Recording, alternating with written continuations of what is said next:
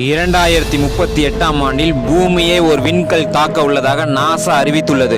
அதற்கு முன்பதாக இந்த விண்கல் என்பது என்ன, இந்த விண்கற்கள் எப்படி உருவாகின்றன, மில்கி வே கேலக்சி என்று சொல்லக்கூடிய பால்வெளி அண்டத்தில் சூரிய குடும்பம் உள்ளன. இந்த சூரிய குடும்பத்தில் உள்ள அனைத்து கோள்களும் சூரியனை சுற்றி வருகின்றன. ஒவ்வொரு கோளுக்கும் அதற்கு துணைக்கோள்கள் உள்ளன. இந்த பால்வெளி அண்டத்தில் பல்வேறு வகையான துகள்கள் நிறைந்த விண்கற்கள் உள்ளன. இப்படி நிறைந்த துகள்கள் விண்கற்களுடன் ஒன்றுடன் ஒன்று மோதுவதின் மூலமாக ஓர் பந்து போன்ற அமைப்பை உருவாகி வேகமாக நகரத் தொடங்குகின்றன. இப்படி வேகமாக நகரும் விண்கற்கள் ஏதேனும் ஒரு கோள்களின் மீது மோதி சேதப்படுத்தி விடுகின்றன. ஒரு சில விண்கற்கள் புவியின் வளிமண்டலத்தின் உள்ளே வரும்போது விண்கற்களின் வேகம் மற்றும் காற்றில் உள்ள உராய்வின் காரணமாக ஒரு சில துகள்களாக எரிந்து விடுகின்றன. அப்படி எரிந்து மீதமுள்ள விண்கற்கள் பூமியின் மீது மோதி ஆபத்தை ஏற்படுத்தி விடுகின்றன. ஒவ்வொரு விண்கற்களும் ஒவ்வொரு வகையான தன்மைகளை கொண்டிருக்கும். இரவு நேரங்களில் நட்சத்திரம் என்று சொல்லக்கூடிய